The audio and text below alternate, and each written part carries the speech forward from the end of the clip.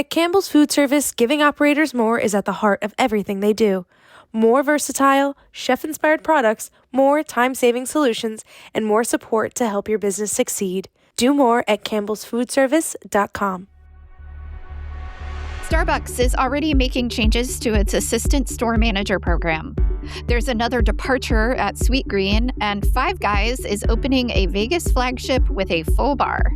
Welcome to Restaurant Daily, your daily dose of the most important news in the industry from the editors of Restaurant Business and Nation's Restaurant News.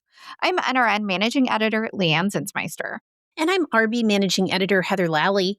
Starbucks is changing its assistant store manager program already. After a pilot that included 62 employees, the company is renaming the role to Coffee House Coaches.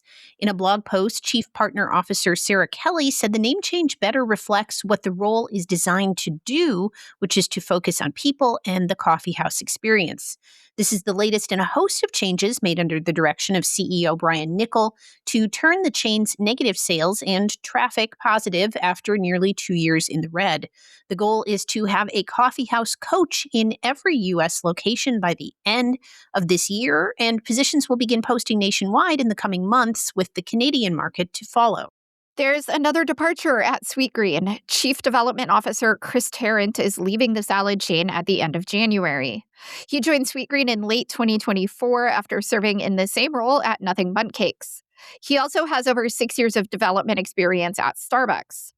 Tarrant's departure comes about a month after co-founder and chief brand officer Nathaniel Rue announced his retirement, and following a tough 2025, during which the chain revised its same-store sales and growth outlooks downward. Sweetgreen said it is actively advancing a succession plan.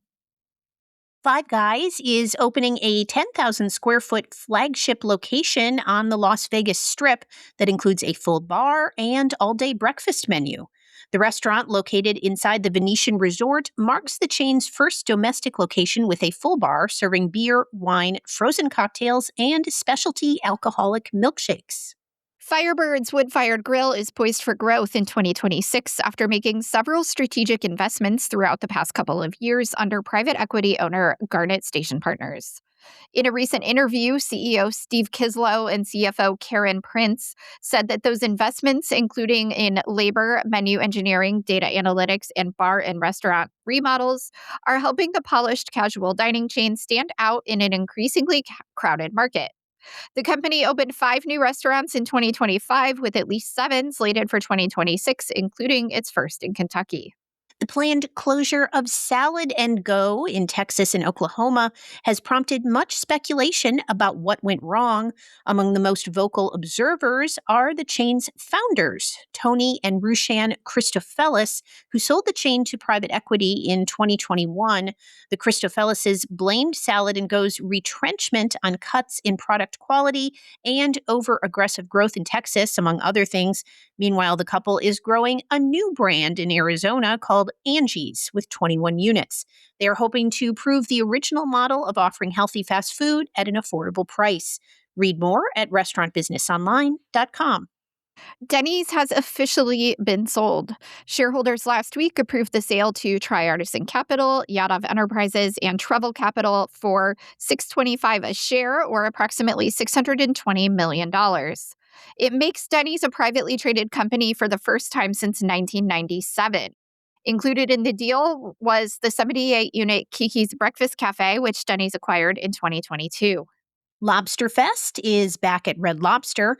The annual wintertime lineup of specials includes a new lobster pasta au gratin and crispy teriyaki lobster, as well as an addition to the seafood boils that Red Lobster introduced last year during another one of its seasonal promotions, Crab Fest. The seafood boils proved to be so popular that they stayed on the menu after Crab Fest ended. The new Lobster Fest boil, starting at around $44.99, features Maine lobster tails, shrimp, and red potatoes in choice of sauce. Also new this year are 3 cocktails, a high-end margarita, a vodka spritz with elderflower liqueur, and a drink of tequila shaken with lime juice, honey, and grenadine. Shake Shack's team is expanding. The company has hired former Sonic Drive-In president Jim Taylor as its chief commercial officer. It's a new position overseeing both marketing and culinary teams, as well as heading up revenue and growth strategy. He reports directly to CEO Rob Lynch. Before joining Sonic, Taylor was at Arby's, where he was brand president and chief marketing officer, a position that Lynch himself held in the mid to late 2010s. Wonder, meanwhile, has acquired Claim, a restaurant rewards app. It plans to integrate Claim into Grubhub, which will allow restaurants to offer cashback rewards to customers who dine in. It comes as delivery rivals DoorDash and Uber Eats are also doing more to help restaurants grow their on-premise business. It marks Wonder's sixth acquisition. And that should do it for today's edition of Restaurant Daily. Get the latest restaurant news every weekday wherever you get your podcasts. I'm Leanne Zinsmeister. And I'm Heather Lally. Have a great day. Thank you for listening to today's episode of Restaurant Daily. Rate us on Apple Podcasts, Spotify, and subscribe. At Campbell's Food Service, giving operators more is at the heart of everything they do.